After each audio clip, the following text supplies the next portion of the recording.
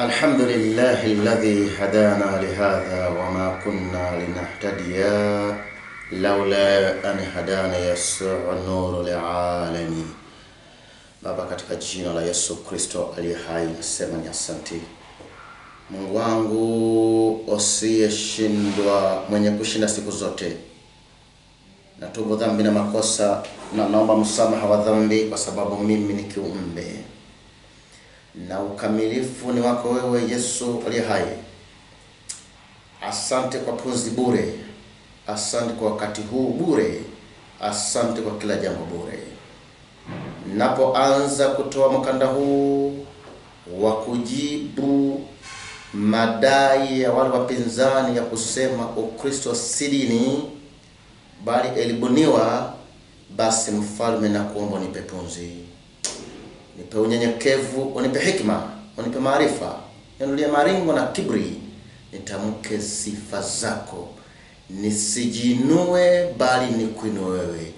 Ni kwa jina lako Yesu Kristo nimeomba na kuamini. Amen. Tazamaji mpendwa, karibu katika jina safi la Yesu Kristo aliye hai. Furaha yangu inakuwa pale ninapozawadiwa pumzi kama hii ya kutangaza sifa za Bwana wa Bwana Yesu Kristo aliye hai. Ninaamini kwamba kwa muda kama huu kuna wengine hawapo, washalala. Ule usingizi ambao hautaamshwa na mtu yoyote wala hawaamshwa na mtu yoyote. Usingizi ambao hawaamshwi na alam yoyote ile, bali usingizi ambao unaamshwa na sauti yake Yesu Kristo aliye hai. Huo ndio usingizi ambao hauna ujanja. Sasa kwa sababu mimi sijaukamata huo usingizi, ingawa sina budi nitaukamata tu, basi kwa nini simfanyie Mungu kazi kabla sijakamata huo usingizi?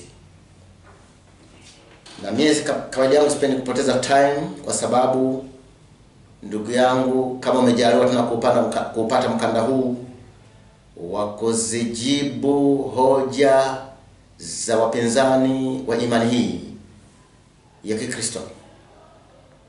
Huu ni mkanda wa kuzungumzia ama kujibu yale madai ambayo wanayatoa Waislamu ya kusema Ukristo si dini ya Mungu, wala mpango huu haupo wa kuwa hiyo dini ya Mungu. Basi sijui kwa nini niendelee kuzungumza na kupamba na maandiko yapo. Na kama ilivyo kawaida, Uislamu yeye katumia vitabu viwili, Qur'ani na Biblia, pengine na hadithi na vinginevyo. Maana nini? Chochote anachokitumia Muislamu kupinga imani hii, hicho ama hilo ndilo tunalolitumia kurekebisha. Ila ni moja hatulitumii na haifai kulitumia. Lipi? Kwa Muislamu atatumia fujo ya ngumi, mateke, matusi, madharau, kuikebehi dini ya Kikristo, ama kwa njia siofa, hatutatumia. Lakini akitumia maandiko, hayo maandiko ndio tutakayotumia kumjibu. Kwa hivyo nafikiri wakumbuka vile Muislamu alivyopinga Ukristo kwa si dini.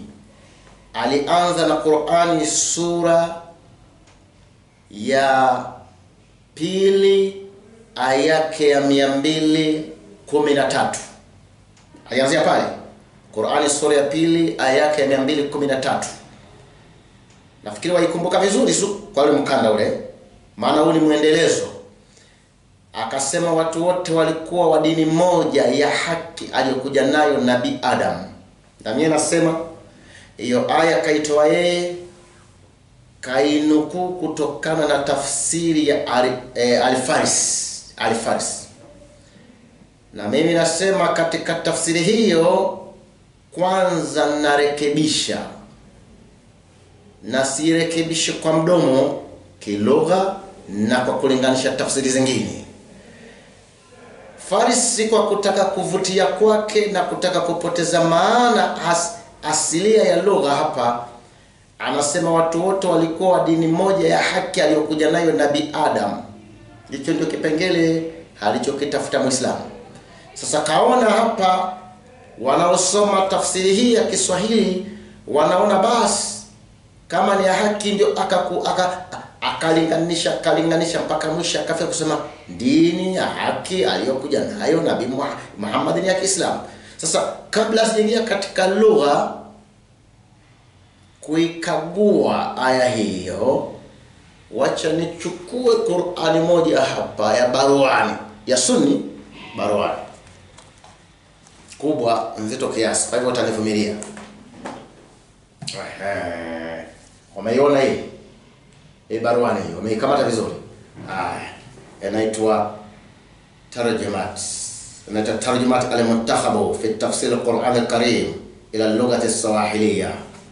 Anaitwa Sheikh Ali Muhsin al-Barwani, yani mwenye kuitarajumu hii ni Barwani. Aya hiyo Faris anasema watu wote walikuwa wa dini moja ya haki aliyokuja nayo Nabii Adam. Aya hiyo kwenye tafsiri hii ndipo tumuelezee Muislamu kwamba kidogo pana makosa fulani katika watu kutafsiri Qur'ani.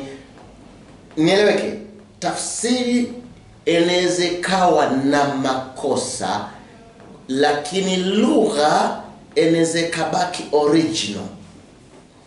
Na kwa nini nasema hivyo? Kwa sababu mtu anaweza akawa ya watafsiri kuvutia kwake. Sasa sikiliza vitu. Ni 213.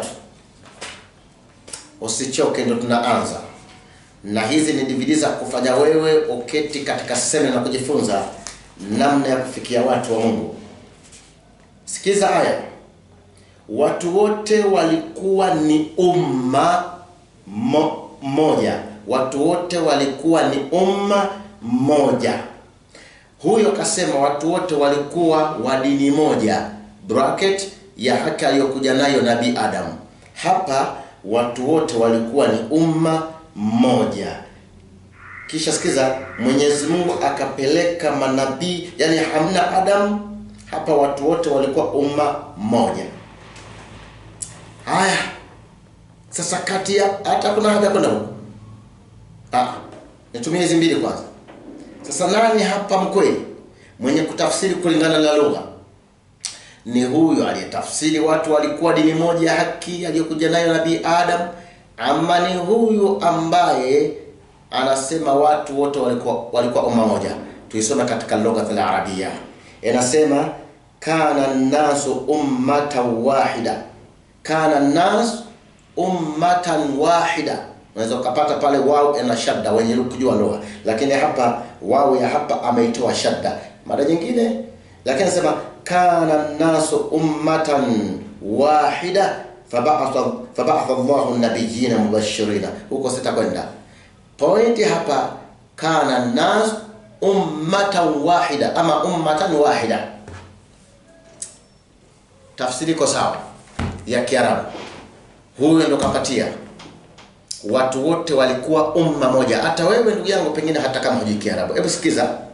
Huyo kasema hivi, watu wote walikuwa dini moja. Sasa Kiarabu anasema kana nasu umma ama ummati. Unaelewa kitu, hata ukisikia neno umma halina uhusiano na dini.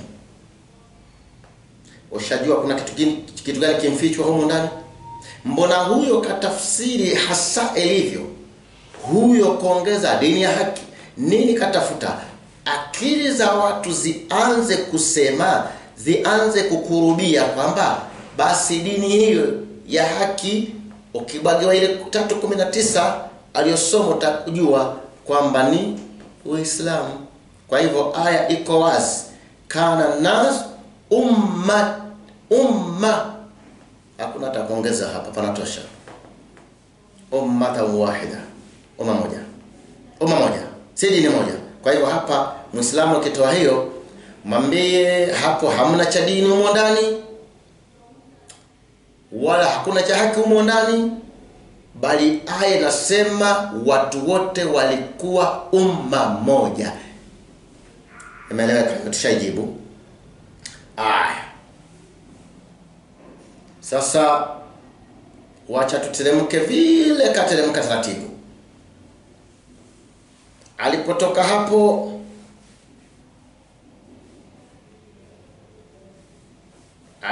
hapo akateremka katika Qur'an. Maana ni kawaida kuzijibu kwa taratibu, bila haraka, bila fujo, bila matusi aya anazozitoa. Alipotoka hapo Muislamu akakimbilia katika Qur'an, sura ya 42 aya ya 13. Ndani ya hiyo aya akatafuta kipengele. Hatutazisoma zote, tutakuwa tunatafuta ile point, kwa sababu tayari katika madai yao tushazisoma. Tukirudia kusoma tena ni kana kwamba tunapoteza muda. Ndio kwa sababu pana umuhimu kufuata mikanda hii kwa mpangilio.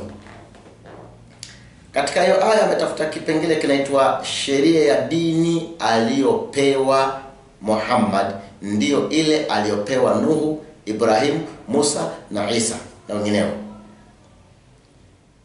Ina maana katika ile aya 42:13 dini hiyo aliyokuja nayo Nabii Muhammad sallallahu alaihi wasallam ndiyo dini ile sheria zile ambazo zilizomo katika dini ya Kiislamu ndo zile sheria walizokuja nazo wale waliomtangulia Nabii Muhammad. Maana sheria hizi za Kiislamu ndo sheria zile walizokuja nazo manabii wale.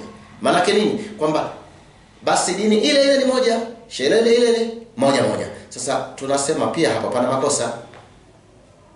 Makosa yako wapi? Kusoma aya moja ukajisahau kuna aya inayopinga. Sasa wewe mtazamaji, sikiliza. Hiyo aya inasema sheria ya dini aliyopewa Nabii Muhammad ndio sheria aliyopewa Nuhu, Ibrahim na Musa. Sasa sikiliza Qur'ani sura ya 5 aya ya 48. Qur'ani sura ya 5 aya ya 48. Sikiliza kwa makini.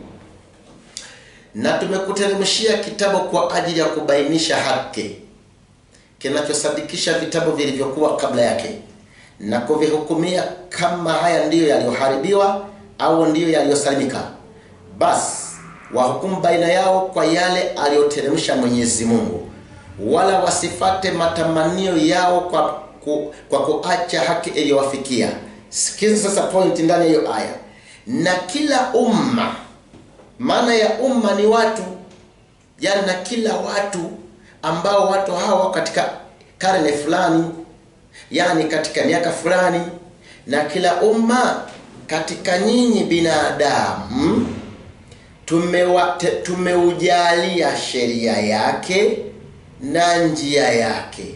Sikiliza aya ile 42:13 nasema sheria aliyopewa Nabii Muhammad, dini aliyokuja nayo Nabii Muhammad na sheria iliyomo ndo sheria ndo dini waliopewa manabii. Hii aya nyingine nasema hapana, si hivyo. Na kila umma katika nyinyi binadamu tumeujalia sheria yake na njia yake. Nini maana ya njia? Sitatoa hapa, utakujajua nini maana ya njia. Sikiliza, aya hii inapinga ile ikisema ile inapinga hii. Haya sasa, kwa hivyo ukituambia ile sheria hii ya dini ya Kiislamu ndo ile waliokuja nayo, basi Qur'an itakuwa inatuchanganya. Maana hapa inasema no. Tumeujalia kila watu, tumewajalia sheria yake na njia. Sikiza nukta, njia. Nini maana ya njia? Tumeelewana? Aya. Kwa hivyo kulingana hiyo aya kama nilivyotangulia zinapitana. Qur'ani akateremka Muislamu. Qur'ani sura ya 30 aya yake ya 30. Hebu tuambatane vizuri mtumishi wa Mungu kama wewe ni Mkristo. Maana mimi najua kila Mkristo ni mtumishi wa Mungu.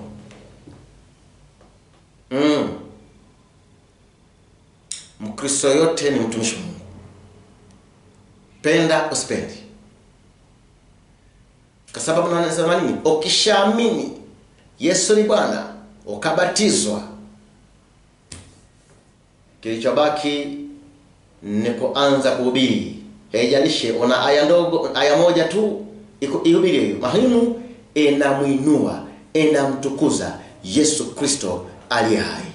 Sio kujinua wewe. Sasa sikiliza. Qur'ani 30:30 kaitwa Muislamu. Akikusudia humo ndani neno hili kwamba umbile la binadamu limelingana na dini iliyo sawa sawa, akimaanisha Uislamu. Nafikiri unakumbuka kwamba wanadamu wote umbile lao wameumba katika umbile la Kiislamu. Na mimi namwambia kwanza kuna nini? Sikiliza hiyo aya. Lakini ukweli hiyo aya haiseme kuwa watu wameumba katika umbile la dini ya Kiislamu. Na mwenye kutafsiri tafsiri hii ya Al-Farsi, sasa wacha nisome katika lugha ya Kiarabu, usikize. Kiarabu, sikiliza, nilinganisha hizi aya mbili. 30:30. Inasema Al-Qur'an. Njoo kusoma haraka Qur'ani hapa. Nataka faida. Sikiliza katika lugha ya Arabia. Inasema فأقم وجهك للدين حنيفا فأقم وجهك للدين حنيفا فطرة الله التي فطر الناس عليها لا تبديل لخلق الله ذلك الدين القيم ولكن أكثر الناس لا يعلمون. Nikupe tafsiri yake? Haya. Basi uelekeze uso wako katika dini iliyo sawa sawa. Ndilo umbile Mwenyezi Mungu alilowaumbia watu, yani dini hii ya Kiislamu imewafikiana barabara na umbo la binadamu. Hakuna mabadiliko katika maumbile ya viumbe vya Mwenyezi Mungu. Hiyo ndio dini iliyo haki, lakini watu wengi hawajui. Humo ndani huyo kaweka kipengele hiki, kisikize. Yani dini hii ya Kiislamu imewafikiana barabara na umbo la binadamu. Hii tafsiri. Haya. Barua njoo. Natumia za Sunni zote mbili. Pasije akasema 30 kisha hii nzito kiasi. 30 Al-Qur'ani. Inasema sampuli hii.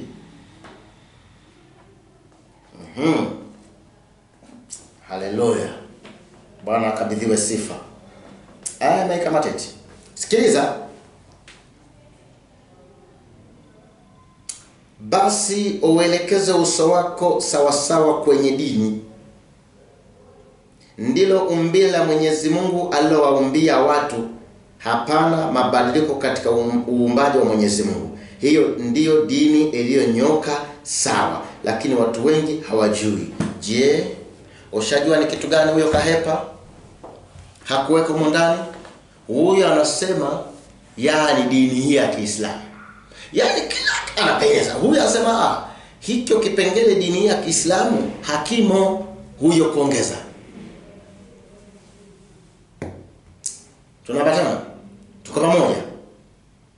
Lakini sasa Biblia kitabu chetu, na sio chetu, kitabu cha watu wote. Watu wameumbwa kwa umbile lipi? Wameumbwa kwa umbile la Kiislamu. Biblia tupe habari. Maana Qur'ani yenyewe inawaambia fas'alu ahla dhikr in kuntum la ta'lamun. Kama amna habari zaidi wenye kumbukumbu ya mambo ya vitabu vya kale. Wa nahnu ahla dhikr, na sisi ndio watu wenye kumbukumbu. Sikiliza sasa. Wakolosai 1:16-17. Wakolosai 1:16-17. Umbile la binadamu liko wapi? Kwa kuwa katika yeye Yesu Kristo. Aya mbona nzuri. Inaanza vizuri, sampuli nzuri tu. Kwa kuwa katika yeye vitu vyote viliumbwa. Katika yeye, katika. Neno katika linamaanisha undani uliomo, ama katika. Yani mfano ukasema yuko ankuwa katika, yani humo ndani humo. Viliumbwa vilivyo mbinguni na vilivyo juu ya nchi, vinavyoonekana na visivyoonekana, ikiwa ni vitu vya enzi au sultani au enzi au mamlaka, vitu vyote viliumbwa kwa njia yake nzuri zaidi, na kwa ajili yake, naye amekuwako kabla ya vitu vyote, na vitu vyote hushikamana katika yeye. Aya haijasema vitu vyote vinashikamana na yeye, katika yeye. Elewa lugha, sio na yeye, katika yeye. Kumbe vitu vyote sisi watu wenye kujiharibu tu, lakini ombi letu la Kristo, ombi letu la Kristo ambaye ni njia yetu, tutakuja kufafanua baadaye. Kwa hiyo mtu mwenye kujiharibu tu. Kwa hiyo pale Qur'ani inatimiza, inaposema watu wameumba, huyo pia akatafsiri akaongeza nia Kiislamu. Wajua Qur'ani inatimiza nini? Inatimiza Qur'ani chapter 61 verse 9, liyadhhirahu ala dini kullihi walau kariha al-mushrikun. Yani imekuja kushinda dini zote. Yani hii Qur'ani, dini ya Kiislamu ni kushinda tu, kufanya mashindano tu. Haikuwazi before Qur'ani kuja na Mtume Muhammad, hii aya ilikuwepo. Sasa na maana ilikuja kuibomoa hii aya. Vitu vyote, watu wote, maumbile yao nini? Haijalishi wewe. Kwa hivyo hapa kuna fundisho kubwa. President yote, maana vya sultani, mwenye mamlaka yote, hata kama umejiharibu, umekataa kumfuata Yesu, lakini umbile lako la asilia uliumba ukiwa wewe ni Mkristo, yani umo ndani ya Kristo. Ni Biblia, sio mimi nasema. Ukitaka kujua kwamba ni Yesu, anzia aya ya 13 kisha angalia aya ya 15. Ukitaka kujua ni Yesu, naye alituokoa katika nguvu za giza, akatuhamisha na kutuingiza katika ufalme wa mwana wa pendo lake, ambaye katika yeye tuna ukombozi, yani msamaha wa dhambi, naye ni mfano wa Mungu asiyeonekana, mzaliwa wa kwanza wa viumbe vyote. Na hili neno mzaliwa wa kwanza wa viumbe vyote ni neno zito sana. Maana mtu anaweza akapindua, kumbe Yesu ni mzaliwa wa viumbe, tena hana sifa za uungu. Usichanganye maneno, usichanganye topiki hii. Ukichanganya na uungu wa Yesu itakuharibu. Elewa pointi hapa ambayo si muda wake wa kuizungumzia. Biblia ngoma tamu. Sasa wale ambao waliandika Qur'an walipoona hiyo aya wa Kolosai 1:16-17, kuona mama ikiwa sampuli hii watu wote wameumbwa katika umbile la Ukristo, itakuwaje? Bwana tafadhali, umbile la Uislamu. Lakini sasa kwa bahati nzuri aya ipo, ndio hii tunaisoma. Alipotoka hapo Muislamu akakimbilia katika 3:19 Qur'ani, ambayo ndo ngoma yao ya kukeshea. Dini mbele ya Mwenyezi Mungu ni Uislamu. Sasa sikiliza aya hii pia. Katika Farisi ameitafsiri hivi: dini ya haki mbele ya Mwenyezi Mungu. Huyu katafsiri dini ya haki mbele ya Mwenyezi Mungu ni Uislamu. Mimi sina haja ya kuchukua hizo tafsiri zilizobaki. Wacha tutumie mbili kwa hapa tu. Unaweza ukajitafutia ya kwako ukajisomea, itakuwa bora zaidi. Nasoma Qur'ani hiyo 3:19. Farisi kasema dini ya haki. Hiyo haki naitafuta ndani humo ndani kabla ya lugha. 3:19 Al-Qur'an. Hii hapa naipita kidogo na irudia, naipata. Inasema bila shaka dini mbele ya Mwenyezi Mungu ni Uislamu. Bila shaka dini mbele ya Mwenyezi Mungu ni Uislamu. Farisi akaona tukisema tu dini ya mbele ya Mwenyezi Mungu haitanogesha. Yeye akaweka bila shaka dini ya haki. Kiarabu inasemaje? Inna dina inda Allahi al-Islam. Hakuna haki ndani.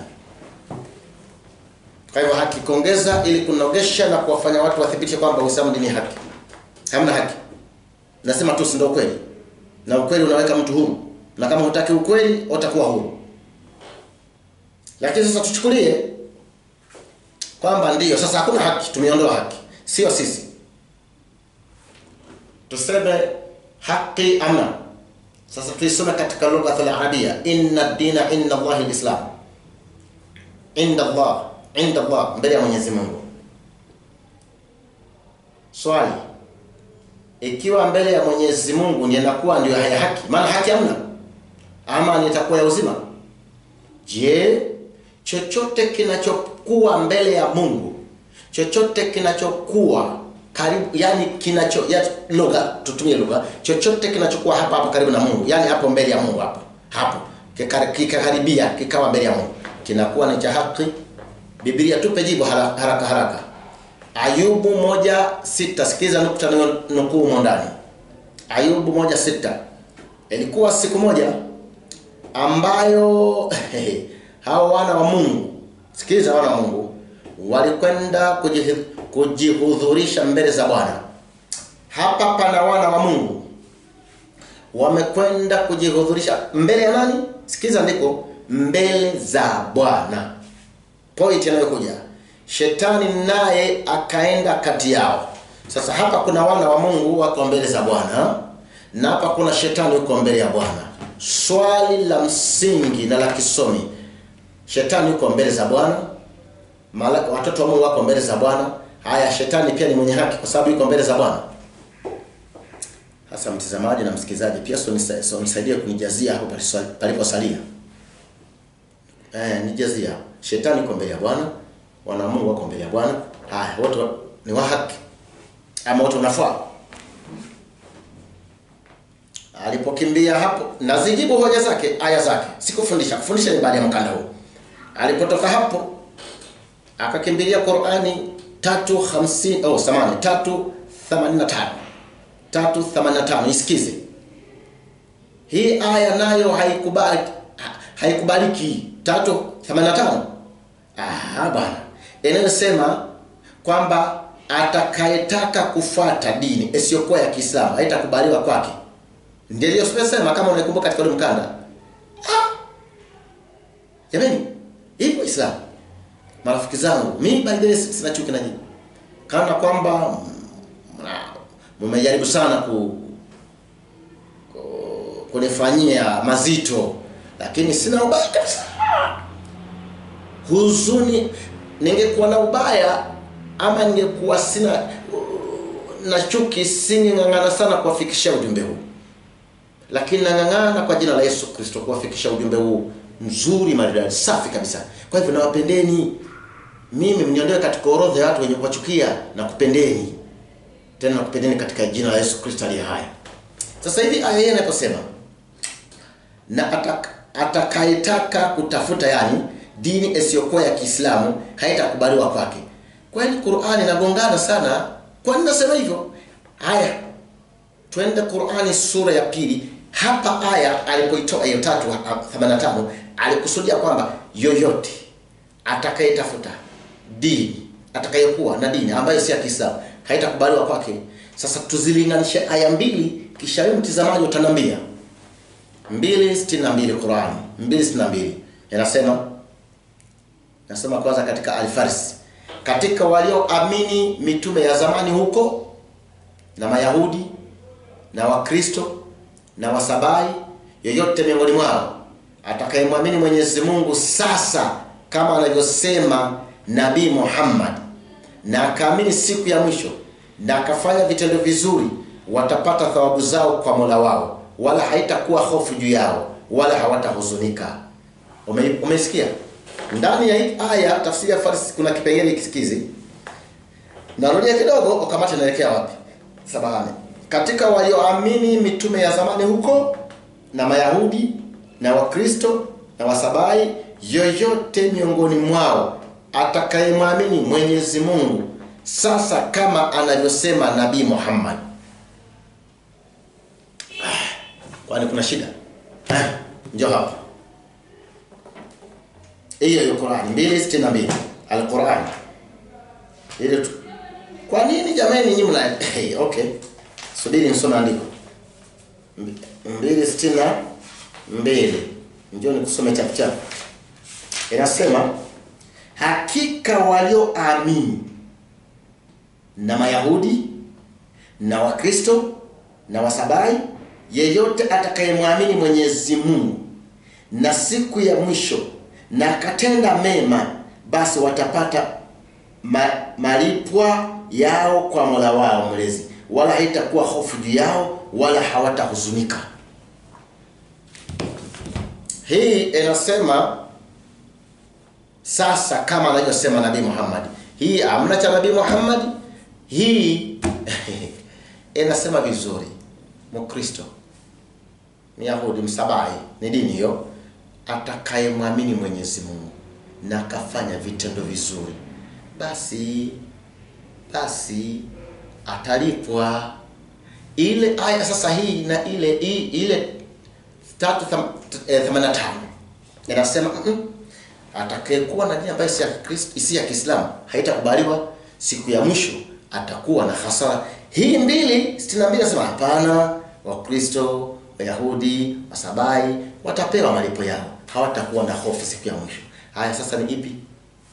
Nichukue farsi kidogo na hiyo aya ni majibu. Sawa. Aya 262 ndio inasema hivi. Kuna kitu natafuta huko ndani, lugha ya Kiarabu, kisha nisome maneno fulani, kisha utanisaidia nayo. Inasema kwa lugha al-Arabia, innal ladhina amanu wal ladhina hadu wan nasara was-sabiina man amana billahi wal yawmil akhir wa amila salihan falahum ajruhum 'inda rabbihim wala khawfun 'alayhim wala hum yahzanun. Sasa huyu Muhammadi anaposema sijui sasa hivi kayatoa wapi? Huyo ndo katafsiri kulingana na lugha.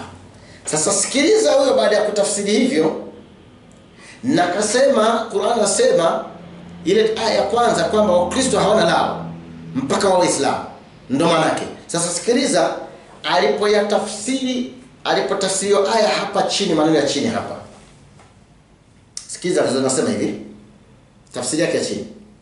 Muradi wa aya hii ya 262, muradi wake ni kwamba jambo kubwa la kupatia mema na kuepuka hofu na huzuni za siku ya kiyama ni kumwamini Mwenyezi Mungu na siku ya mwisho na kufanya amali njema. Na hili halikuhusikana na Waislamu peke yao, bali na wakusanya watu wa dini zote zilizotajwa hapa.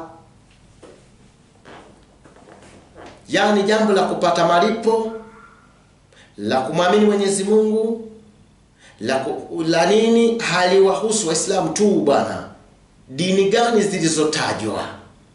Kiyahudi, Wakristo, hata ya Kiislamu hajatajwa.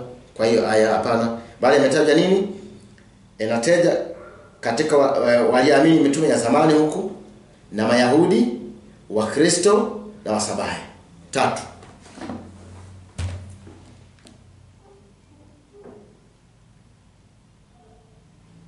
Unaelewa? Ama unapotezea muda? Unanikamata?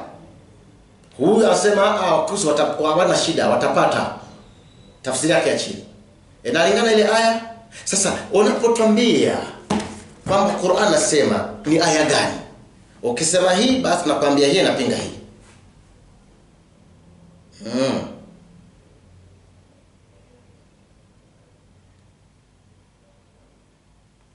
Kwani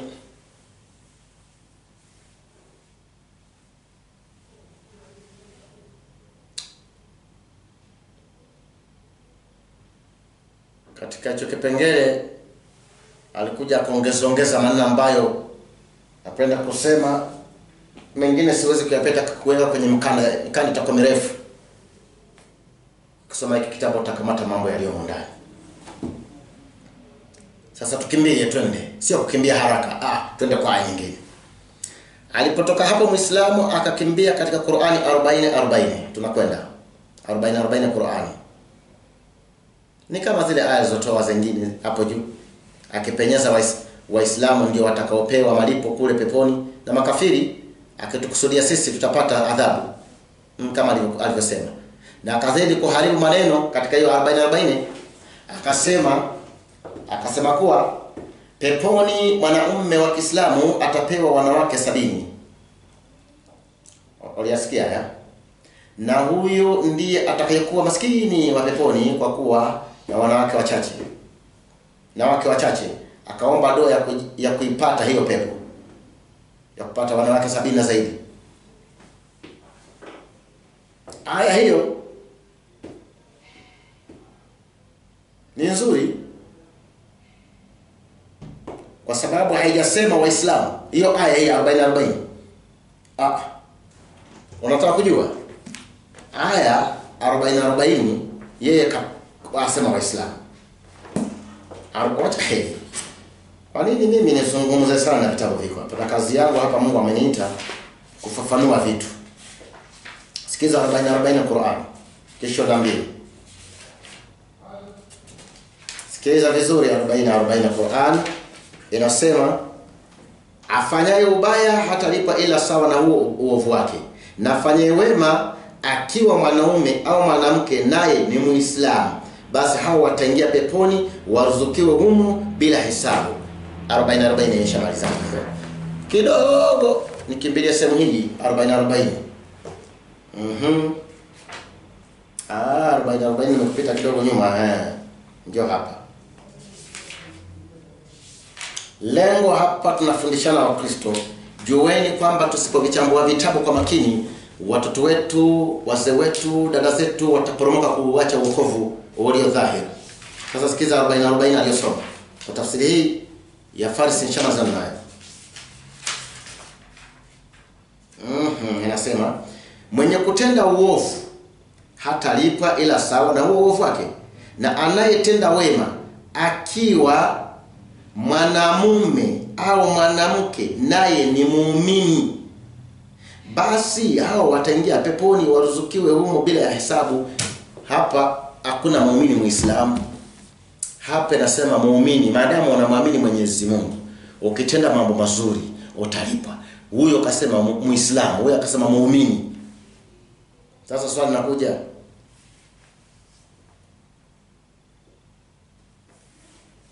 kwani sisi si waumini? Hatuamini? Qur'ani inasema 42:62 imesema tunaamini. 2:62 imesema innal ladhina amanu wal ladhina hadu wan nasara wasabiina man amana billahi. Sishasema. Kwa hivyo hii 40 hata sisi tutapewa, ila 70 sio wanawake au sijui ndio wachache au sijui urul ain. Habari hiyo hasa ukweli Wakristo hatuna habari nayo sana. Yaani kwa ufupi, huo muda wa kuifundisha kwa sababu hatujafafanua zaidi ndani ya Biblia hatuna huo. Mungu ndiye anajua. Lakini hiyo 70 sijui nini ya kwenu.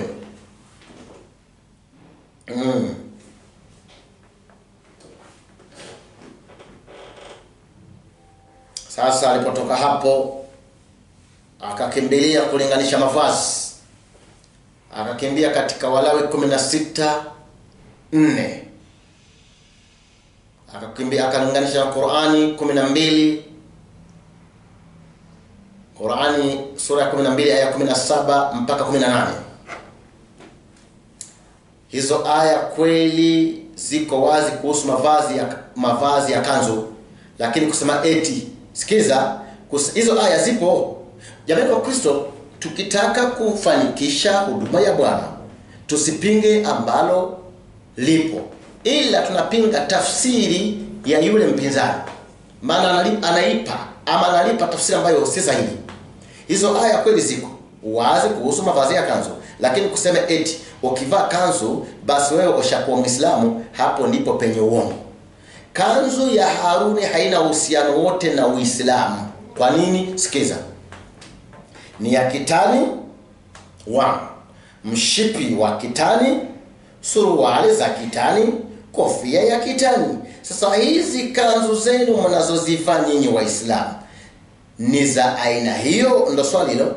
Ukijadili na Muislamu, uko unajadili na Muislamu na amevaa, kwa bahati nzuri amevaa kanzu na anakuambia ndio mavazi matakatifu yale ya Walawi, hebu ya cheki kwa Kiswahili mnachokitumia. Amejifunga mkanda, mshipi wa kitani, ana kofia ya kitani,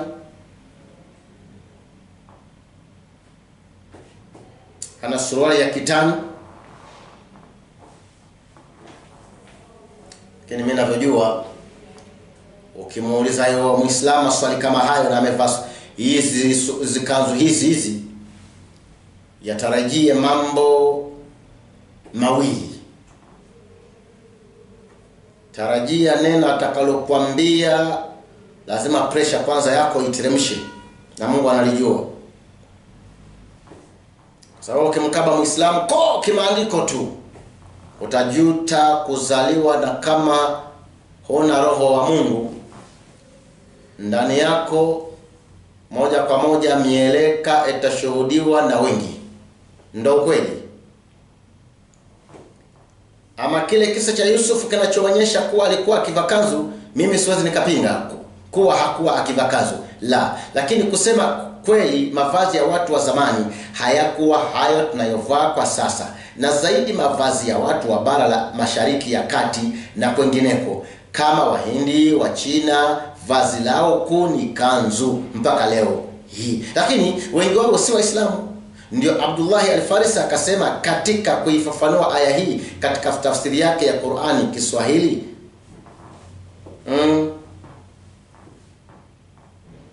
al-Farisi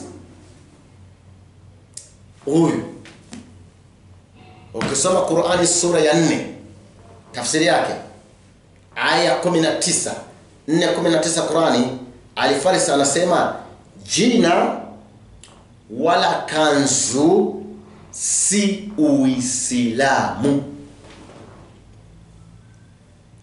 Huyo mhadhiri anasema, huyo mwalimu wa Kiislamu huyu ambaye alikuwa hana dini, alikuwa yani si Mkristo, sababu alikuwa Mkristo angetoka, na kama alitoka ana maslaha fulani. Anasema Uislamu ni kanzu, ukivaa kanzu wewe ni Muislamu. Faris scholar anasema jina wala kanzu si Uislamu. Sasa linganisha. Alipotoka hapo, sasa hebu kidogo, na kama nyinyi Waislamu naonekana kupenda kumwiga Harun na makuhani wengine kwa kuvaa kanzu, naona mnakosea.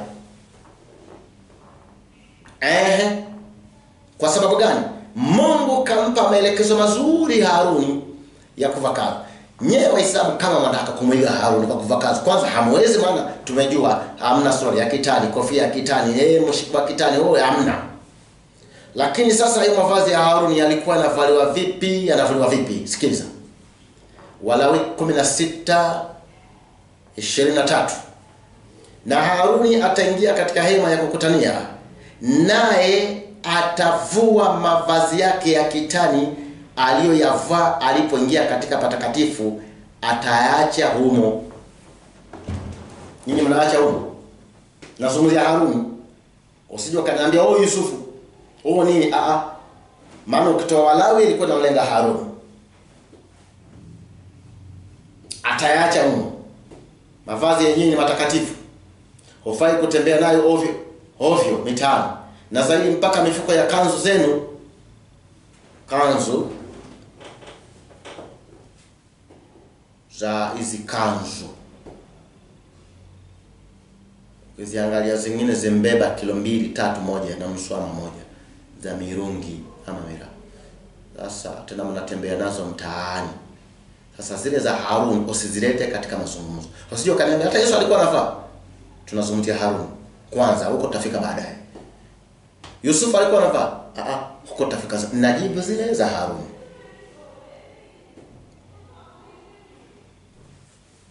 Qur'ani 16:81. Sikiliza, Farisi anasemaje?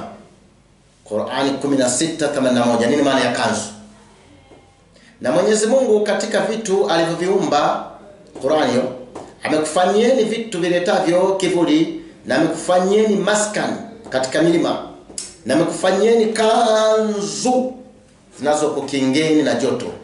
Hapa inasema kanzu zinakinga watu na nini? Na joto na baridi. Na amekufanyieni nguo za chuma zinazokukingeni katika vita vyenu.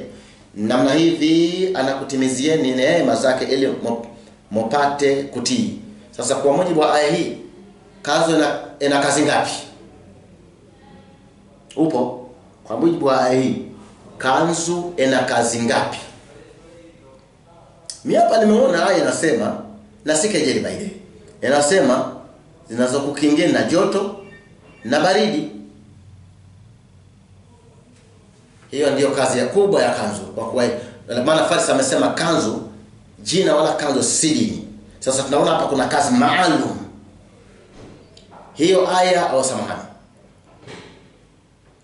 kuwakingeni, samahani tena, Timotheo wa kwanza 2:9. Hapo alikusudia wanawake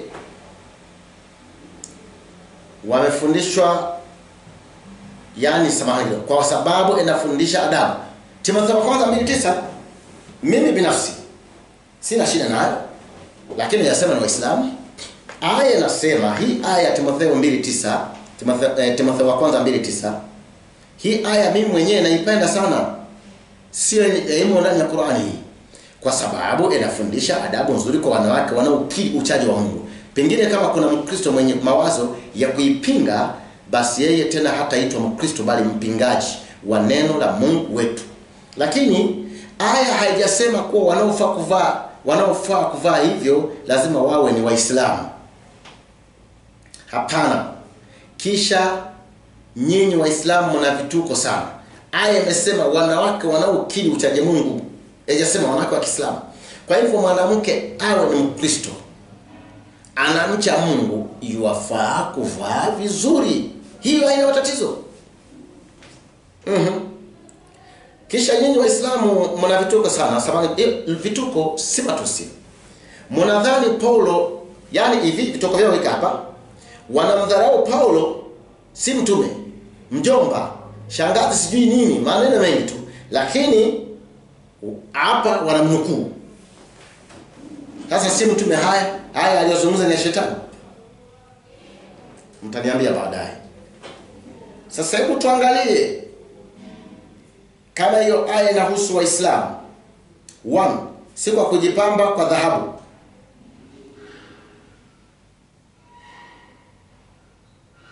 2. Si kwa kusuka nywele. 3. Wala kwa lulu. 4. Wala si kuvaa nguo za thamani. Hivi wanawake wa Kiislamu, kama unafuata hiyo aya nyingi, mnavyotafsiri yenu lile kuna lile ambalo hawalifanya katika hayo: kusuka nywele, dhahabu, lulu, nguo za thamani. Na kama wanafanya, na ni kweli wanayafanya sana, basi hayafati mafundisho ya mtume Paulo. Paulo alichokuwa akimaanisha zaidi ni mwanamke mcha Mungu mlazimu kukaa katika mafundisho ambayo yatampa heshima na kumtukuza Bwana aliye hai. Ndio Paulo. Pindi mnaponukuu maandiko ya Paulo, mkasema ni mazuri, Biblia inasema.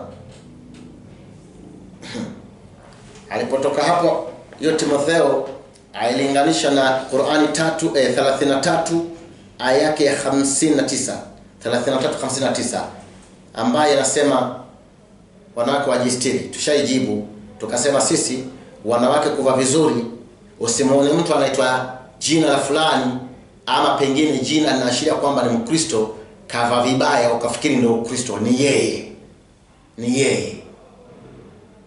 Haya.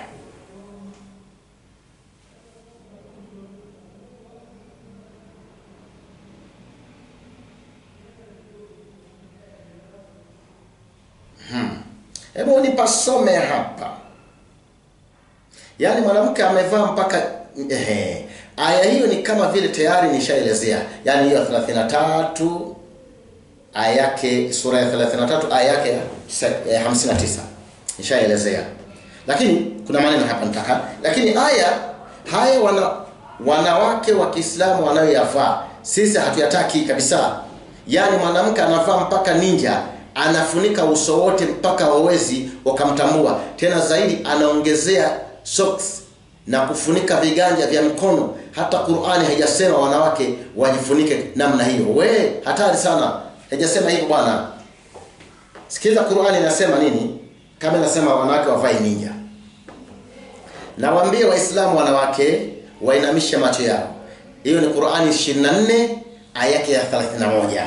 Nawaambie Waislamu wanawake wainamishe macho yao na wazilinde tupo zao, wala wasidhihirishe viungo vyao isipokuwa vinavyodhihirika, nao ni uso na vitanga vya mikono, na wengine wanasema na nyayo, na waangushe shungi zao mpaka vifuani mwao, na wasionyeshe mapambo yao ila kwa waume zao au baba zao au baba za wanaume zao au watoto wao au watoto wa waume zao au kaka zao au wanawake au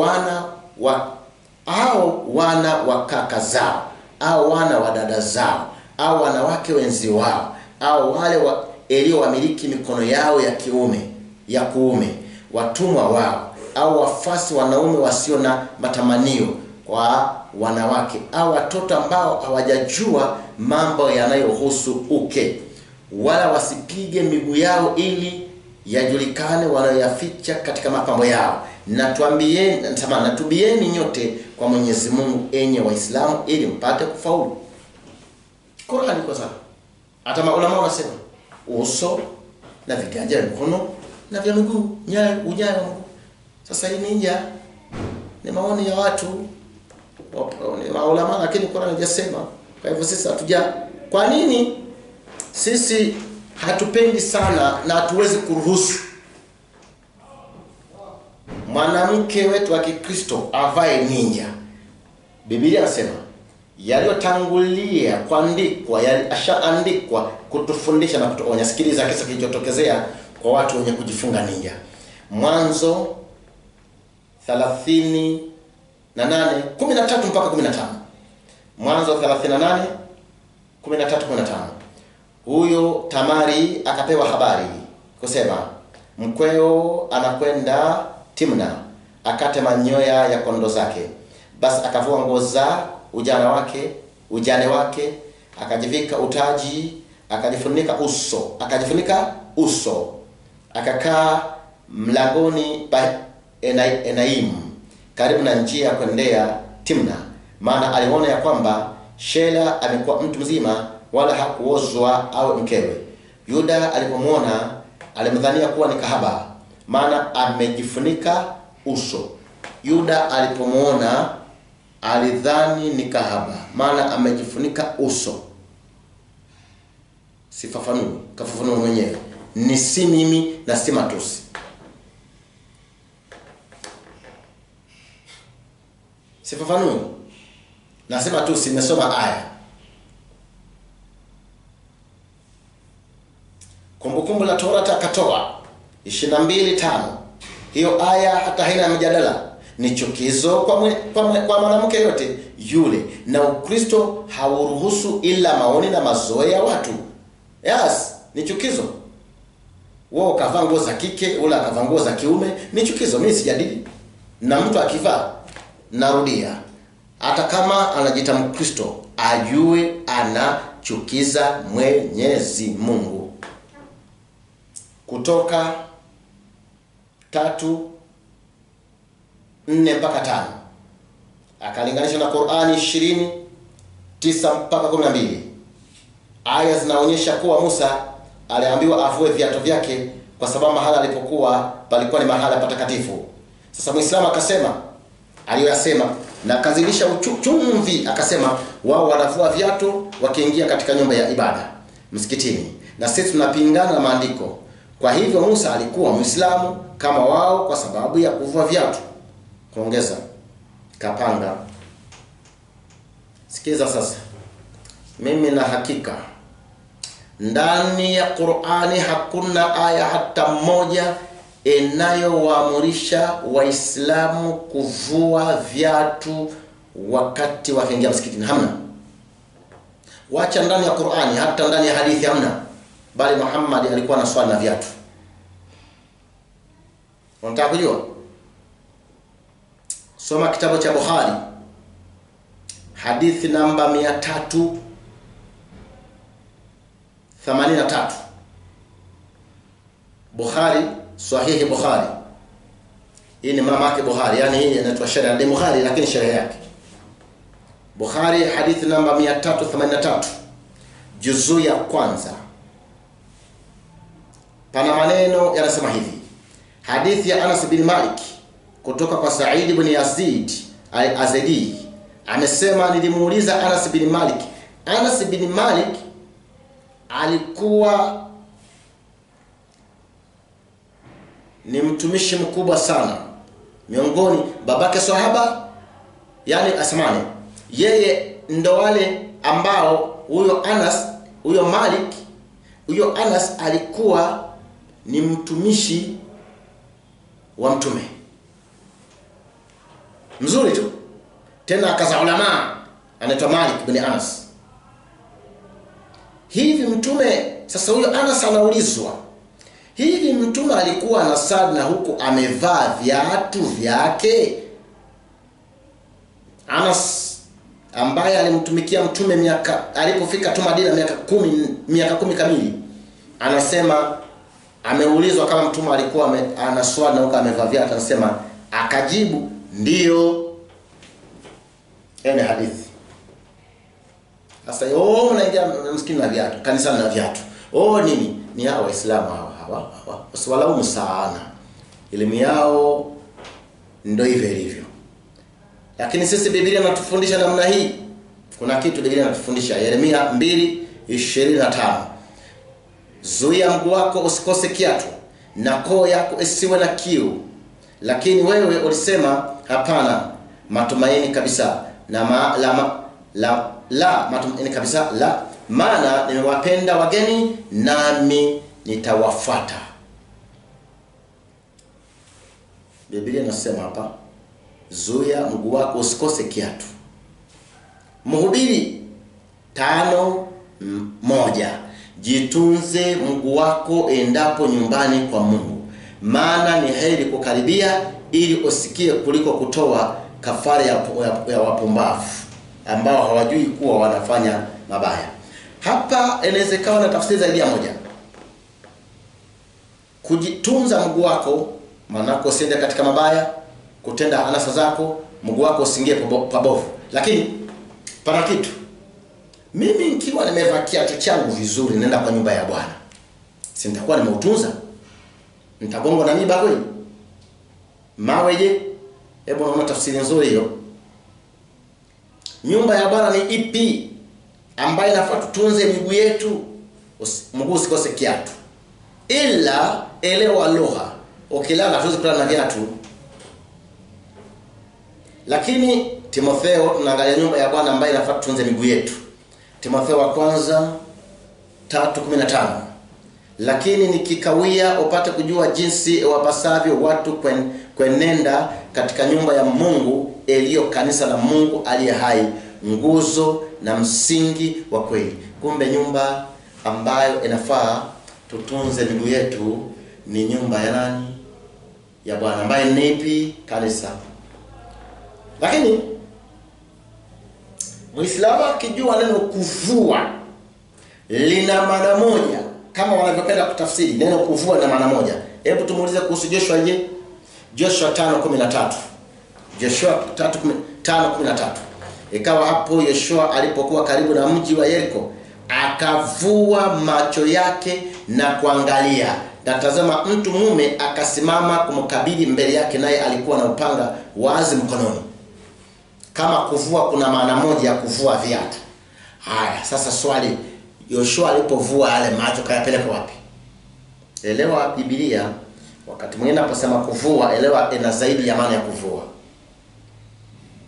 Kutoka 30 aya yake ya 17-18, Bwana akanena Musa na kumwambia, fanya birika la shaba na tako lake la shaba ili kuogea, nawe utaliweka kati ya hema ya kutania na madhabahu nayo utalitia maji. Akasema unaona, wanatawadha hapa, ameingia katika kipengele cha kutawadha. Inafaa kutawadha, watu wanatawadha. Kwa hivyo wanatawadha ni Waislamu. Ndio walikuwa wanatawadha kujiosha kabla ya kukaribia madhabahu, na amri hiyo ilikuwa imetolewa kwa makuhani. Ushahidi huu hapa Kutoka 30:21. Basi wataosha mikono yao na miguu yao ili kwamba wasife, na neno hili litakuwa amri kwao milele kwa milele, kwake yeye na kwa wazao wake katika vizazi vyao vyote. Nani huyo? Haruni na makuhani. Lakini akakimbilia kutawadha, akatoka pale akasema wenye kutawadha ni Waislamu. Haruni alitawadha, kwa hivyo alikuwa Muislamu. Akaunganisha kumfanya Yesu wa Muislamu. 13 Yohana 5-15. Sasa hebu tusome aya ya 14. Hiyo aliyotoa Yohana. Basi ikiwa mimi niliye Bwana na mwalimu nimewatawadha miguu, imewapasa vivyo kutawadhana miguu ninyi kwa ninyi. Yesu katutawadha na sisi tutawadhani. Waislamu, kama Yesu alikuwa Muislamu, nyie mnatawadhana ama kila mmoja yajitawadha kivyake? Usitafute jibu. Waislamu wanatawadha kila mmoja kivyake. Na ukiona mtu yatawadhwa ama anatawadhishwa, yeye ni marehemu, kashakufa maiti. Kwa hivyo hapa hakuna uhusiano wote. Tena Yesu kasema katuachia kielezo, tutawadhane. Mimi namtawadha yule, yeye anatawadha mimi. Na kwa lugha nyingine inaitwa siku ya Pasaka. Kama mnakula Pasaka kisirisiri humo ndani.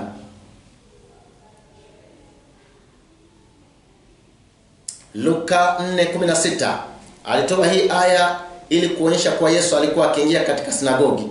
Ete sinagogi ni msikiti wa Wayahudi. Unakumbuka nyuma ya Biblia, baadhi ya Biblia kuna hiyo tafsiri. Bwana yeye. Hakuna aya narudia ndani ya Biblia sema sinagogi ni msikiti wa Wayahudi. Hakuna. Sasa neno hili sinagogi linatamkwa katika lugha ya Kiarabu majma. Manake mkusanyiko. Majma, mkusanyiko. Haimaanishi msikiti. Lakini kuna nini? Tena majma, sehemu ya kukutania kufanya ibada. Kama neno sinagogi linamaanisha msikiti, basi kwa Kiarabu lingesomeka hivi masjid. Lakini kwa Kiarabu katika Biblia nasomeka majma, mahala pa kukusanyikia. Na sio kila mahala watu wanapokusanyikia panaitwa msikiti ama majma. Kuna mkusanyiko ya pombe. Lakini pale linacholengwa majma, manake pale mkusanyiko mnakusanyika mkimwabudu Mungu aliye hai. Sasa ni nini maana ya sinagogi? Hapa kuna kitu nilikuwa shakiruka. Ni pasome.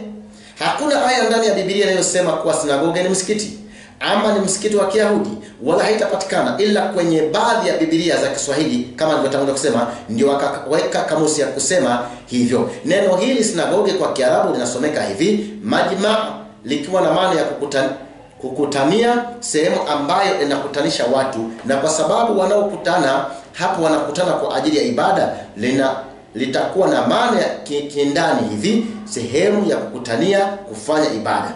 Kama neno sinagogi linamaanisha msikiti, basi kwa Kiarabu lingesomeka hivi masjid. Kwa maana hiyo, si kila wanapokusanyika watu kwa ajili ya ibada ya kumwabudu Mwenyezi Mungu panaitwa msikiti. B, nafafanua. Ni nini maana ya kanisa? Jengo haliwezi likaitwa kanisa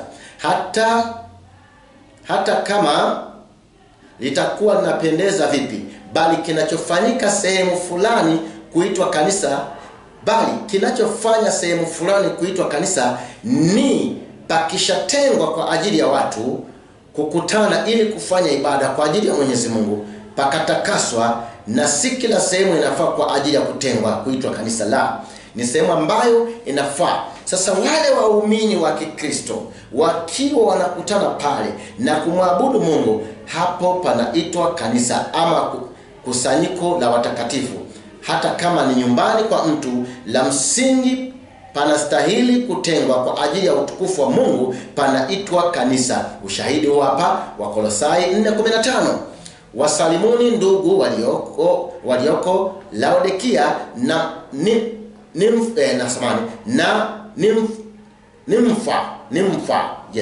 Nimfa na kanisa lililo katika nyumba yake. Kanisa liko ndani ya nini? Ni nyumba, lakini pale palipotengwa watakatifu wa ibada panaitwa kanisa. Nafikiri umeelewa. Yesu alifahamu kanisa sana. Yesu alifahamu. Madai ya Muislamu kama Yesu kufahamu kanisa, wapi? Na baada ya kufafanua kwa ufupi nini maana ya kanisa, wacha tuone Yesu anasemaje kuhusu kanisa. Mathayo 18:15-17. Na ndugu yako akikukosa, enendo kamonye wewe na yeye peke yenu. Akikusikia, umempata nduguyo. La, kama hasikii, chukua pamoja nawe tena mtu mmoja au wawili, ili kwa vinywa vya mashahidi wawili au watatu kila neno limethibitika. 17. Na asipowasikiliza wao, liambie kanisa. Na asipolisikiza kanisa pia na awe kwako kama mtu wa mataifa na mtoza ushuru. Umenipata? Yesu anafahamu kanisa. Yesu hakutuelekeza kanisani tukikosana. Bwana alikuwa hajui. Kesho wakisema Yesu hajui kanisa, haya hapa. Mbona akisema pelekeni sinagogi? Hakusema hivyo. Kwa nini Yesu aliingia sana katika sinagogi? Maana hoja ya Muislamu, Yesu alikuwa Muislamu, aliingia sinagogi. Kwa nini kaingia sana? 19:10 Luka. Kwa kuwa mwana wa Adamu alikuja kutafuta na kuokoa kile kilichopotea. Anaingia sinagogi kutafuta kile kilichopotea. Ndipo naona maandiko yote yanasema akaingia katika sinagogi lao ama sinagogi yao. Sinagogi lao. Kumaanisha ilikuwa lazima kwake kuingia kila sehemu.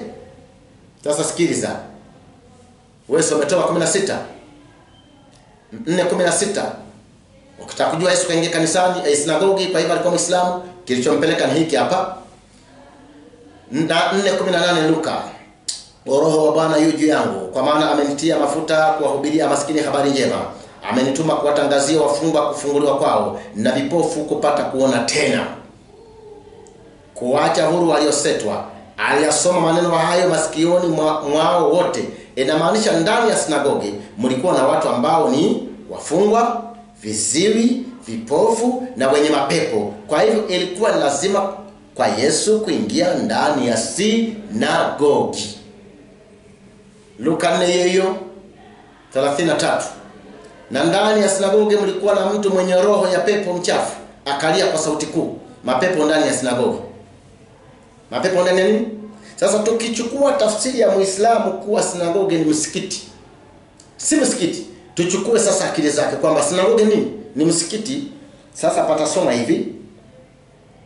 Basi tutasema hivi, ndani ya msikiti mna watu wenye mapepo. Tafsiri ya kwake. Sinagogi si msikiti. Tuchukue tafsiri yake sasa. Ndani ya msikiti kuna watu wenye mapepo. Na vile tuchukue tabia nyingine kwamba vile anavyotaka yeye, anavyotafsiri. Si hivyo tafsiri ya kwake. Kwamba sinagogi ni msikiti. Tuchukue tena tafsiri nyingine. 4:28-29 Luka. Wakajaa ghadhabu wote waliokuwa katika sinagogi. Sinagogi ndio msikiti kwa tafsiri yake. Si msikiti lakini. Wakajaa ghadhabu wote waliokuwa katika sinagogi. Walipoyasikia hayo, wakaondoka wakamtoa nje ya mji, wakampeleka mpaka ukingo wa kilima ambacho mji wao umejengwa juu yake, wapate kumtupa chini. Sasa wale waliokuwa katika msikiti, Yesu ameukuta kwa tafsiri yako ya Muislamu. Na wanasema Yesu alikuwa Muislamu. Kwa hivyo wanamchukua Yesu Muislamu na wao ni Waislamu, wanataka kumuua. Tafsiri yako hii ya kwamba sinagogi ni msikiti, angalia mara mbili.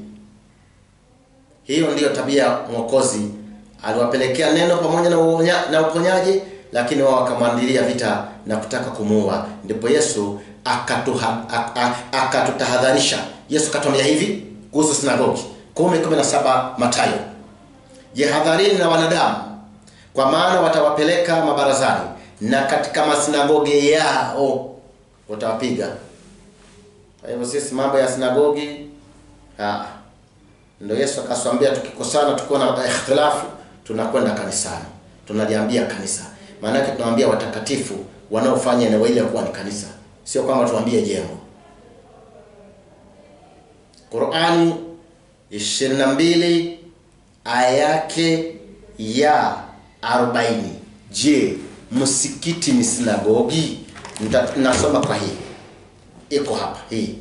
Msikiti ni sinagogi. Qur'ani 22 aya yake ya 40. Wale ambao wametolewa majumbani mwao pasipo haki, ila kwa kuwa wanasema Mola wetu mlezi ni Mwenyezi Mungu. Na lao kama Mwenyezi Mungu hangewakinga watu kwa watu, basi hapana shaka zingevunjwa nyumba za watawa. Mungu anatambua kuna nyumba za watawa. Muislamu watawa wanapatikana wapi? Watawa, sikiliza, na makanisa, yani nyumba ambazo zingevunjwa, nyumba za watawa, makanisa na masinagogi na misikiti. Watawa, makanisa, sinagogi na misikiti ambamo ndani yake jina la Mwenyezi Mungu linatajwa kwa wingi. Kumbe ndani ya masinagogi, nyumba za watawa, makanisa, pia jina la Mwenyezi Mungu linatajwa kwa wingi. Haleluya. Kwa hivyo kuna tofauti ya msikiti na sinagogi. Hata kwa Kiarabu iko hivyo tu. Umeelewa? Tafsiri al-Barwani. Lakini utasimamaje Muislamu? Hata kama mnaruhusiwa kusema urongo katika hadithi fulani, ukasema neno hilo, unajua vizuri kwamba sinagogi si msikiti. Achana kamusi kwanza huko. Kumbukumbu la Torati 12 aya yake ya 5 mpaka ya 6. Akalinganisha Qur'ani 2:114. Hoja yake katika hizo aya ilikuwa ni wakati wa kufanya ibada ni lazima tuelekeze nyuso zetu sehemu ambayo Mungu aliichagua na akaweka huko jina lake. Yeremia 31:31 tunaanza kuijibu hizo aya. Angalia siku zinakuja, asema Bwana, nitakapofanya agano jipya na nyumba ya Israeli na nyumba ya Yuda. Yalikuwepo hayo, hatuyapingi, ya kuelekeza nyuso huko. Kabisa. Lakini Mungu kashasema agano litakuwa jipya. Mambo yote yatakuwa rohoni. Mambo mengi si ya kimwili tena. Yesu alipokuja alisimamia nini? Tuendelee kuelekeza nyuso sehemu fulani. Yesu anafafanua, anasema Yohana 4:19-24. Yohana 4:19-24.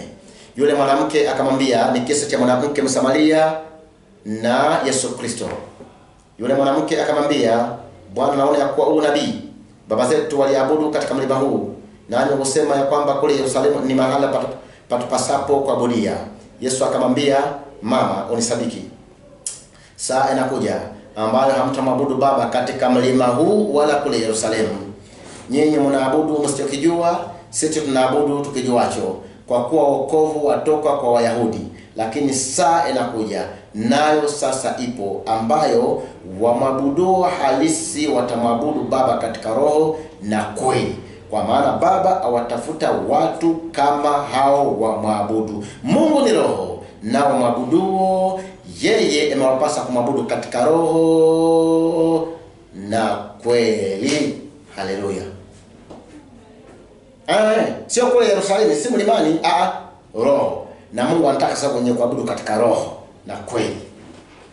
Yalikuwepo, Yesu katuletea kuabudu sasa halisia. Nyuso zetu za kiroho sasa zimwelekea nani? Mungu aliye hai. Qur'ani 48 aya yake ya 29 akalinganisha na Nyakati wa Pili 7:3-4. akalinganisha na Mathayo 4:10, akalinganisha Marko 14:35-36. Zote hizi kazitoa kwamba ni kusujudu. Kwa hivyo unaposujudu wewe unakuwa Muislamu. Usiposujudu basi wewe si Muislamu. Ina maana ibada yote ile lazima usujudu. Manabii wote wasujudu. Mimi sipingi kwamba kusujudu manabii hawakusujudu. Wala siseme kusujudu ni kubaya. Lakini yeye kuongeza kachumbari kasema hivi, usiposujudu hujafanya ibada. Kwanza hiyo ni ibada, mada nyingine. Na mpaka akasema waliosujudu wote ni Waislamu. Hebu sikiliza. Mwalimu wetu Yesu Kristo atufundishe, je, tusiposujudu hatujafanya ibada ama kusujudu ndio Uislamu? 13 Mathayo 11:29 ambaye inasema tujitieni nila yangu mjifunze kwangu kwa kuwa mimi ni mpole na mnyenyekevu wa moyo. Ni Yesu Kristo. Sasa sikiliza. Tunajifunza kwa Yesu. Luka 22:40-41.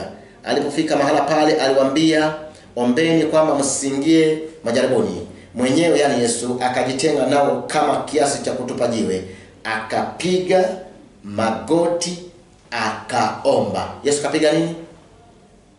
Kwa hivyo unapopiga magoti pia unafanyaje? Unaomba.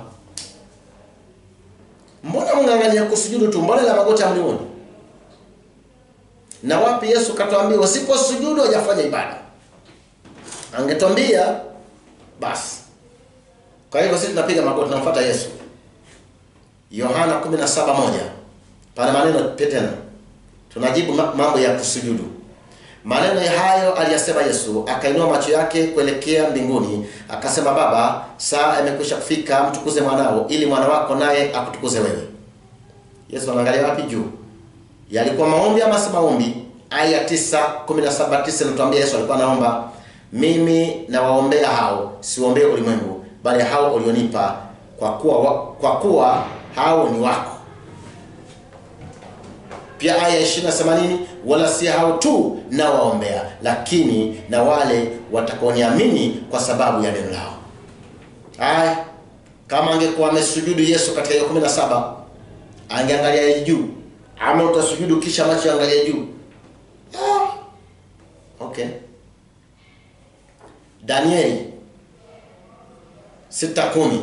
Hata Danieli alipojua ya kuwa yale maandiko yamekwisha kutiwa sahihi, akaingia nyumbani mwake, na madirisha katika chumba chake yalikuwa yamefunguliwa kukabili Yerusalemu. Akapiga magoti mara 3 kila siku, akasali, akashukuru mbele za Mungu wake kama alivyokuwa akifanya tokea hapo. Danieli tunaona anapiga magoti akiomba. Haya, ina maana ibada yake pia ilikuwa, ama Danieli mnasema hakuwa nabii? Na mnamkubali vizuri sana tu. Nyakati wa pili aya yake ya 6 mpaka Nyakati wa pili 6:12, akasimama mbele ya madhabahu ya Bwana machoni pa mkutano wote wa Israeli, akainyosha mikono. Suleimani amenyosha nini? Amesimama. Basi Suleimani alipokwisha maombi hayo, hiyo ni Nyakati wa pili hiyo 7:1. Basi Suleimani alipokwisha maombi hayo, kumbe alikuwa anafanya nini? Anaomba. Moto ukashuka kutoka mbinguni, ukateketeza sadaka ya kuteketezwa na dhabihu, utukufu wa Bwana ukaijaza nyumba. Haya, Suleimani naye mbona kasimama? Mbona kapiga magoti kwenye Danieli? Ama hizi hamzioni? Mnaweza kusujudu tu. Qur'ani 73 aya yake 20. Sikiliza. Kwa hakika Mola wako anajua kwa wewe unasimama kumwabudu Mwenyezi Mungu. Qur'ani inasema Allah anajua Muhammad anasimama kumwabudu Mwenyezi Mungu. Mbona yeye hamuioni? Kumbe alikuwa anasimama anamwabudu. Kwa hivyo kusimama unaweza kumwabudu nani? Mwenyezi Mungu. Hii pia hamuioni? Ama tasema ni Biblia. Maana kidogo.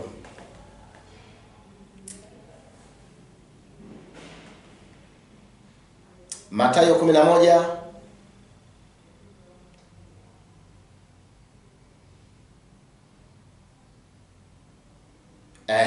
Mathayo 11:29. akalinganisha Qur'ani 3:52, akakimbia Qur'ani 71:26-27, akaenda katika Qur'ani 10:84. Hizo aya akazitoa kuonyesha kuwa wafatao walikuwa ni Waislamu, Yesu na wanafunzi wake, Nuhu, Musa pamoja na watu wao wote walikuwa ni Waislamu. Lakini kinyume na maandiko kumhusu Yesu, hakuna aya ndani ya Biblia inayosema Yesu alikuwa ni Muislamu. Hamna. Mimi ni mnyenyekevu wa moyo, ndio kipengele alichojenga nacho hoja Muislamu. Kwa Kiarabu kinasomeka hivi: wa ana mutawadhi'u. Wa ana mutawadhi'u, si wa ana muslim. Yesu angesema wa ana muslim, hatungejadili, sote tungekuwa Waislamu. Lakini anasema wa ana mutawadhi'u, manake unyenyekevu ambao kitabia, sio unyenyekevu ule Uislamu nao lenga nyie. Qur'ani 6:14, ikiwa Nuhu, Musa, Ibrahim walikuwa na Waislamu, na hii aya unaipeleka wapi?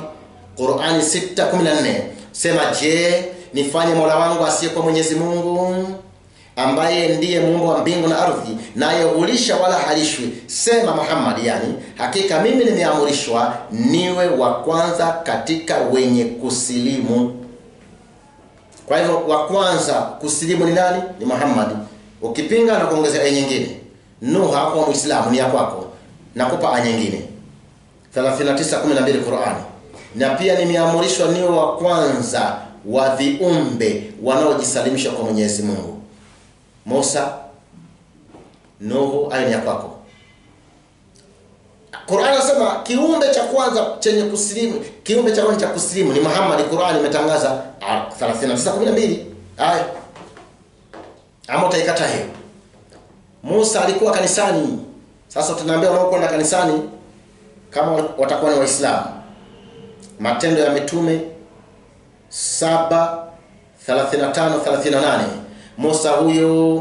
Musa huyo walimkataa wakisema, ni nani aliyekuweka kuwa mkuu na mwamuzi? Ndiye aliyetumwa na Mungu kuwa mkuu na mkombozi kwa mkono wa yule malaika aliyemtokea katika kile kijiti. Huyo ndiye aliyewatoa akifanya ajabu na ishara katika nchi ya Misri na katika bahari ya Shamu na katika jangwa muda wa miaka 40. Musa huyo ndiye aliyewaambia Waisraeli, Bwana Mungu wenu atawainulieni nabii katika ndugu zenu kama mimi, msikieni yeye. Yeye ndiye aliyekuwa katika kanisa jangwani pamoja na yule malaika aliyesema naye katika mlima wa Sinai, tena pamoja na baba zetu, ndiye aliyepokea maneno ya uzima atupe sisi. Musa alikuwa kanisani. Biblia hiyo. Sasa utatusaidia. Ukiingia kanisani unakuwa Muislamu.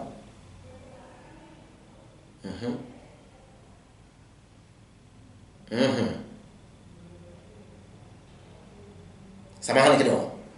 Naomba msomaji usichanganyikiwe, kwa sababu nilitoa maandiko ya kuonyesha kuwa kanisa si jengo, na hapa anasema Musa alikuwa kanisani. Maana yake Musa alikuwa katika kusanyiko la watakatifu wa Mungu, kanisa. Pale palikuwa patakatifu na Mungu.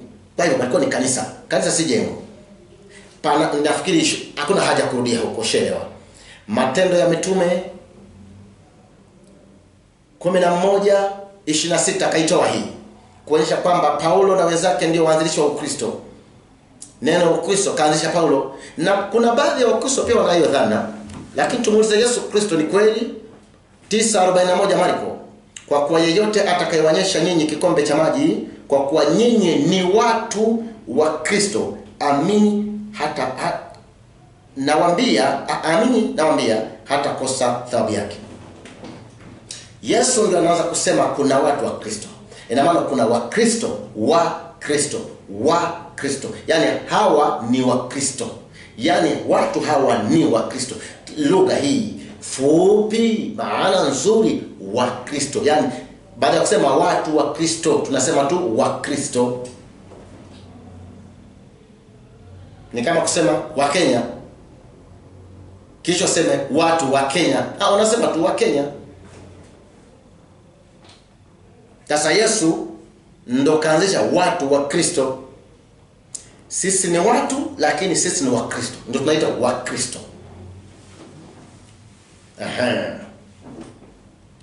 Tena ndiko nasema pale Antiokia ni kweli waliitwa kwanza hapo, si duniani. Pale hapakuwa na wafuasi wa Yesu Kristo. Sasa wale waliomfuata pale, waliomfuata pale kwa mahubiri ya Paulo, wamfuata Yesu na wenzake, ndipo wakaitwa wa Kristo kwanza hapo. Maana yake kabla hawajaamini hapakuwa na wa Kristo hapo, si dunia nzima. Uzao wa Ibrahimu ni wa Kristo, wa Galatia 3:16 3:29.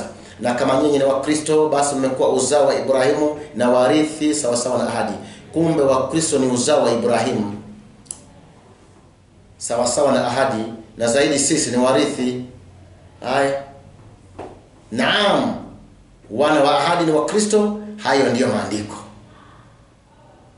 Ufunuo, kila aya, hata kama mkanda utachukua masaa 4, lazima katika majibu tunajibu kila aya. Ndio twende katika mafundisho. Kwa hivyo ukichoka unabofya pahali, unanyamaza kidogo, unarudi unaendelea. Ufunuo 2:12-13. Ukweli ni kuwa aya hizo hazisemi kuwa kanisa ni la shetani, kazitoa. Ufunuo 2:12-13. Maandiko yanasema hapo kanisa lilipo pana kiti cha shetani. Maana yake ni shetani ameweka hapo mizizi yake ili kupambana na watu wa Mungu walioko katika hilo kanisa. Ndipo andiko inaanza vizuri hivi: na kwa malaika wa kanisa liloko Pergamo andika. Kwa malaika, kanisani pale kuna malaika. Haya ndiyo anenayo yeye aliye na huo upanga mkali wenye makali kuwili. Kanisa lile liko na malaika, si na kwa shetani aliyoko kwa lile kanisa. Lakini pale kanisani, kanisa lilipokuwa, ndipo pana mpinzani wa kutaka kulimaliza. Mungu awasaidie Waislamu na wafundishe kutumia njia mbalimbali anazozijua yeye Bwana mwenyewe. Na pia tukichukulia akili ya Muislamu, kwanza nimeomba Mungu awasaidie Waislamu na wafundishe. Hii aya wameitumia sana. Andika aseme kwa, yani hivi, mimi ni mtu wa Mungu lakini shetani yuko hapa karibu na mimi. Maana yake nini? Anataka kunitoa katika istiqama, katika msimamo wangu na Mungu, anipoteze. Haijamaanisha kwamba mimi ninafuga shetani ama amenikalia.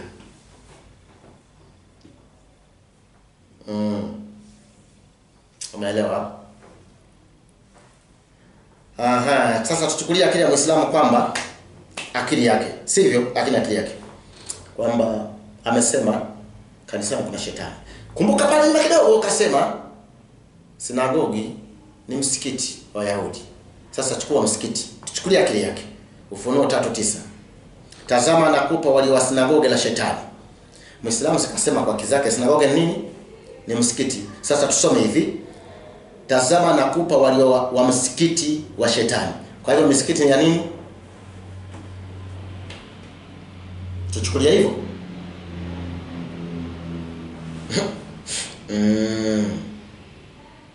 Qur'ani 72 aya yake ya 18 akasema, unaona misikiti yote ni ya Mwenyezi Mungu.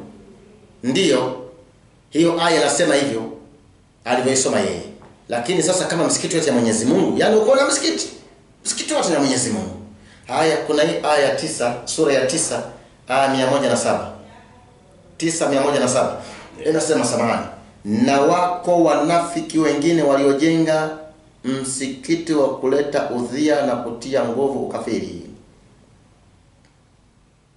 Kama msikiti yote ya Mwenyezi Mungu, muulize Muislamu unayejadiliana naye, rafiki yako, umesema msikiti yote ya Mwenyezi Mungu. Hapa Qur'an sema kuna msikiti wa wanafiki. Sasa muulize katika hii msikiti tunayoona hapa karibu, upi wa Mungu na upi wa wanafiki? Maana Qur'an imekata sio yote ya Mungu, kuna ya wanafiki.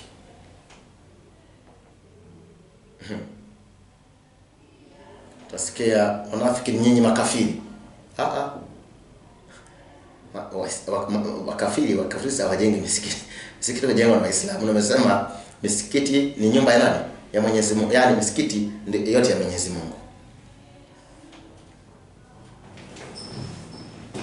Nimeeleweka? Tazamaji, katika jina la Yesu Kristo. Nimeeleweka? Niko sawa? Umeelewa nini? Kila aya aliyotoa ameitafsiri kimakosa, tumeirekebisha. Sasa tukisharekebisha na kujibu, mkanda unaofuata tunazungumzia sasa kufundisha maana ya dini, faida ya dini, na hivyo ndivyo ilivyo. Mimi namshukuru Mungu sana kwa kunipa pumzi bure. Na wewe mtazamaji, kama umevumilia ukamaliza mkanda huu, jina la Mungu wetu lihimidiwe milele na milele. Asante Jehova aliye hai. Asante Mungu wangu. Na muombe mtazamaji, hebu tufunge mkanda huu. Tukutane katika mafundisho ya kufafanua neno dini. Baba, katika jina la Yesu Kristo, asante kwa kunipa pumzi, na pia nizawadie pumzi nimalize fundisho hili katika dini na ambayo wapinzani wanatoa kwamba Ukristo si dini. Barikiwe mtazamaji, msikilizaji, na Mungu mfanye kwa mtumishi wako wa dunia hii ya kufikia watu wako. Asante kwa yote, ni katika jina lako Yesu tunaomba na kuamini. Amen. Tukutane na Mungu akubariki.